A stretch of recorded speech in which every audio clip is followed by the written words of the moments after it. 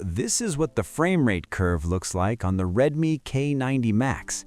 It's not exactly flawless at first glance, but things take a serious turn once you switch on what's currently the biggest active cooling fan in any smartphone. In this video, I'm giving you a performance preview of the Redmi K90 Max. A quick shout to my tech partner from China for sharing this video. A big thank you for making this possible.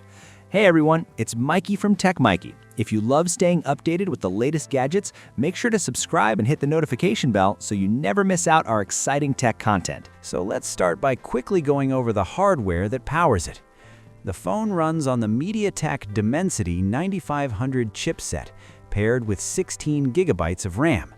On the cooling side, it already has a strong passive system, featuring a 6,000 square millimeter 3D ice-sealed circulating cold pump. But the real highlight is the active cooling setup. It includes a massive 18.1 millimeter fan, which delivers a huge amount of airflow. What's surprising, though, is how quiet this fan actually is. The airflow is directed through a duct on the back of the phone, where air comes in and goes out. It doesn't blow air out from the sides, so most of the noise is pushed toward the back. Redmi has also fine-tuned the design to lower the sound sensitivity. When you're holding the phone at a normal distance, it's almost impossible to hear anything. You'd need to bring it right next to your ear to confirm that the fan is even spinning. Honestly, at this noise level, most people would probably just leave the fan on all the time. There's also a clever design detail here. The airflow from the fan doesn't just move heat away internally, it also helps cool the surface of the phone itself, almost like having an external fan blowing on it. You could think of it as a second layer of active cooling. But the real question is, how much of a difference does this make in actual performance? To test that, we ran a gaming scenario using Gorilla Railroad. The test involved sprinting across the map during golden hour at 998p resolution with very high graphics settings. The room temperature was set to 25 degrees Celsius, screen brightness at 200 nits, and raging mode was turned on. First, we tested with the fan turned off. Over a 30-minute session, the average frame rate came in at 56.2 FPS, with power consumption at 6.8 watts. By the end of the test, the phone's temperature peaked at 51.4 degrees Celsius. Early on, the system dynamically adjusted frame rates based on workload, which caused some fluctuations. After about 16 minutes, the phone started throttling and the frame rate stabilized.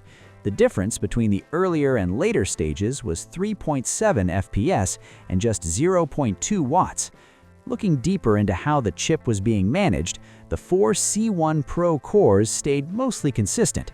The main changes happened in the 4 Super cores, where both CPU frequency and GPU usage were scaled down. In simple terms, the phone was holding back performance to manage heat, which means there was clearly room for improvement. And that's exactly what Redmi pointed out. They recommend turning on the cooling fan. The moment you do, the results change immediately. Running the same test again with the fan enabled, the average frame rate jumped to 59.6 FPS over 30 minutes. Power consumption increased to 8.2 watts, but the peak temperature dropped significantly, from 51.4 down to 44.9 degrees Celsius. Honestly, this is one of the most dramatic improvements I've seen from a built-in smartphone fan. And it's not just about better cooling. The system also becomes more aggressive with performance scheduling, allowing the hardware to push harder without overheating. Now, when you compare performance with the fan turned on versus off, some interesting changes show up.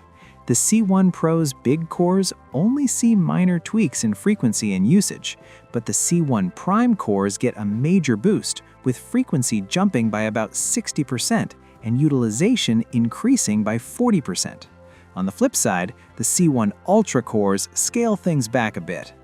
There's also a noticeable 20% rise in power consumption, which points to more aggressive GPU scheduling as well. At first glance, seeing power draw hit 8.2 watts might sound concerning, especially when it comes to heat and battery usage. But in real-world performance, it's honestly not an issue. The cooling system on this phone is incredibly effective. Once the fan is turned on, the maximum temperature of the phone drops by 6.5 degrees Celsius, even while delivering higher performance.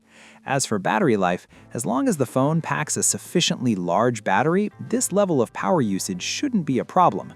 We'll get the exact battery details at the official launch. To put things into perspective, we also ran the same test on the iQOO15 Ultra, which also includes a built-in cooling fan.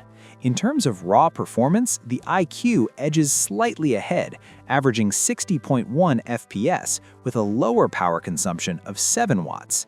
That advantage mainly comes down to the chipset, since it uses the 5th generation Snapdragon 8 Elite. However, despite consuming more power, the Redmi actually stays cooler overall. Its peak temperature is lower than the iQ's, which shows just how powerful its cooling system really is.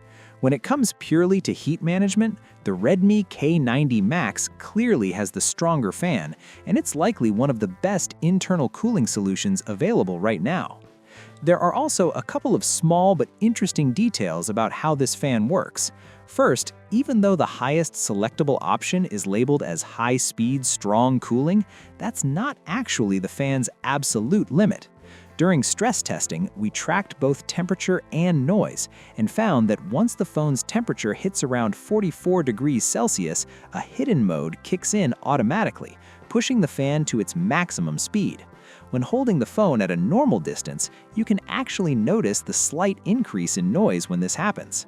The second detail is even more practical. Redmi allows the fan to run in almost any scenario. As soon as you unlock the phone and land on the home screen, the fan can start spinning. This is especially useful in hot weather or outdoor use. If your phone starts heating up, you can simply turn on the fan and cool it down quickly. And the effect is impressive. After pushing the phone to 50 degrees Celsius in a stress test, we switched back to the home screen and activated the fan. Using a thermal camera, we saw the temperature drop to 41.7 degrees Celsius in just 100 seconds. That's nearly a 10-degree drop in under 2 minutes, which really highlights how effective it is for everyday cooling as well. To wrap things up, the Redmi K90 Max is the brand's first smartphone with a built-in active cooling fan. Even though it arrived a bit later than expected, it makes a strong entrance by delivering one of the best cooling systems and fan performances we've seen so far. This setup allows the MediaTek Dimensity 9500 to perform at its full potential, making this device one of the most powerful in its category. On top of that, the fan remains impressively quiet, which makes the overall experience even better.